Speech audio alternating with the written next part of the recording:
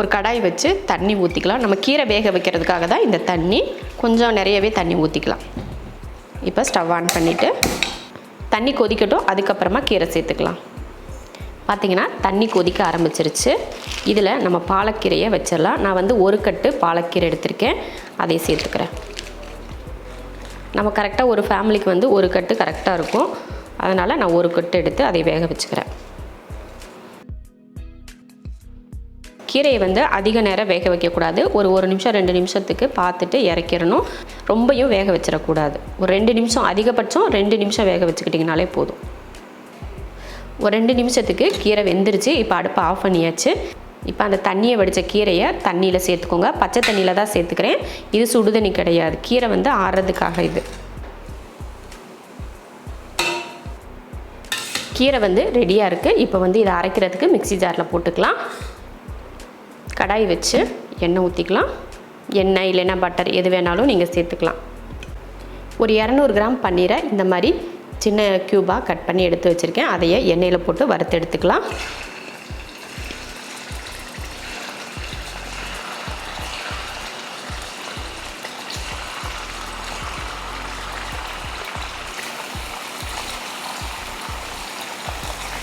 இதை வறுத்துக்கலாம். 2 பக்கமும் நல்லா ஒரு நிமிஷம், ஒரு 2 நிமிஷம் அளவுக்கு போதும். அதிக நேரம் வதக்க தேவையில்லை. அவ்வளோதான், பாருங்கள், ஒரு 2 நிமிஷத்துக்கு நல்லா வதக்கியாச்சு. இப்போ இதை எடுத்துடலாம். எடுத்து ஒரு பிளேட்டுக்கு மாற்றிக்கலாம். இந்த மாதிரி 1 நிமிஷம் இல்லைன்னா 2 நிமிஷம் போதும். ரொம்ப நேரம்லாம் வதக்க தேவையில்லை. இந்த மாதிரி வதக்கி எடுத்தாச்சு. இதே எண்ணெயில் 2 கிராம்பு, 2 ஏலக்காய், 2 பட்டை, 2 பிரிஞ்சி இலை, 1/4 ஸ்பூன் அளவுக்கு சீரகம். இப்போ இதை வதக்கிடலாம். இதில் 2 பெரிய வெங்காயம், இதை வதக்கிடலாம்.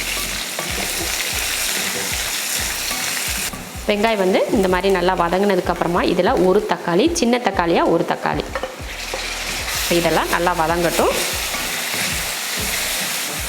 இது நல்லா வதங்கிட்டு இருக்கட்டும். அதுக்குள்ளேயும் நம்ம வந்து கீரையை அரைச்சி எடுத்துக்கலாம். இப்போ கீரையை அரைச்சி எடுத்துக்கலாம். இதில் வந்து இந்த தண்ணியெல்லாம் நல்லா வடிச்சிட்டு நம்ம மிக்ஸி ஜாரில் போட்டுக்கலாம். 4 பல் வெள்ளை பூண்டு, ஒரு துண்டு இஞ்சி, சின்ன துண்டாக ஒரு துண்டு இஞ்சி, ஒரு 5 போல் பச்சை மிளகாய். பச்சை மிளகாய் தான் நமக்கு வந்து காரத்துக்கு, அதனால் பார்த்துட்டு சேர்த்துக்கணும். இப்போ இதை அரைச்சி எடுத்துக்கலாம். பாருங்கள், இந்த மாதிரி நல்ல பேஸ்ட்டாக வலுவலுப்பாக அரைச்சி எடுத்தாச்சு. அடுத்து இதில் பார்த்திங்கன்னா தக்காளி வெங்காயம் கூட நல்லா வதங்கிருச்சு. இந்த டைமில் நம்ம ஒரு 1/4 ஸ்பூன் அளவுக்கு கரம் மசாலா சேர்த்துக்கலாம். கரம் மசாலா மட்டும் சேர்த்துக்கிட்டால் போதும், வேறு எது வேணாம். சேர்த்து இதை நல்லா கலந்து விட்டுருவோம். அவ்வளோதான். கரம் மசாலா போட்டு அதையும் நல்லா அந்த எண்ணெயில் வதக்குனதுக்கப்புறமா நம்ம இப்போ அரைச்சி வச்சுருக்கோம் இல்லையா பாலக், அதையே இது கூட சேர்த்துருவோம். அடுத்து லைட்டாக அந்த மிக்சியை கழுவி கொஞ்சமாக தண்ணி, நிறைய வேணாம், கொஞ்சம் ஊற்றிக்கிட்டால் போதும். ஊற்றிட்டு இதை கலந்து விட்டுருவோம். தேவையான உப்பு சேர்த்து நல்லா கலந்து ஒரு 2 நிமிஷத்துக்கு நல்லா கொதிக்க விட்டுட்டு அதுக்கப்புறமா நம்ம வறுத்து எடுத்து வச்சுருக்க பன்னீரை சேர்த்துக்கலாம். பாருங்கள், நல்லா கொதிக்க ஆரம்பிச்சிருச்சு. இந்த டைமில் நம்ம வறுத்து வச்சுருக்க பன்னீரை இதில் சேர்த்துடலாம். பன்னீரை சேர்த்தாச்சு. ஒரு 5 நிமிஷத்துக்கு வேக வச்சுக்கலாம்.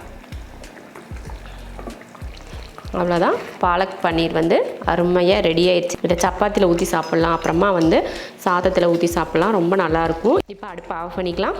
ரொம்ப ஈஸியான ஒரு முறையில் நான் வந்து பாலக் பன்னீர் செஞ்சுருக்கேன். இது கூட நீ கசூரி மேத்தி இருந்தால் சேர்த்துக்கலாம், மேலே தூவிக்கலாம். அதுக்கப்புறமா க்ரீம் இருந்துச்சுன்னா, ஃப்ரெஷ் க்ரீம் இருந்துச்சுன்னா அதையும் மேலே ஊற்றிட்டு நீங்கள் பரிமாறிக்கலாம். நம்ம வீட்டில் அது எதுவும் இல்லை அப்படின்றனால இதோட நான் எடுத்து பரிமாறிக்கிறேன். இதே போல் பாலக் பன்னீர் நீங்களும் செஞ்சு பார்த்துட்டு எப்படி இருக்குன்னு சொல்லிட்டு கமெண்ட்டில் சொல்லுங்கள். பிடிச்சிருந்தா லைக் பண்ணிவிட்டு ஷேர் பண்ணிவிட்டு நம்ம ஷெரின்ஸ் கிச்சன் சேனலை சப்ஸ்கிரைப் பண்ணி பக்கத்தில் இருக்க பெல் ஐக்கானை கிளிக் பண்ணி வச்சுக்கோங்க.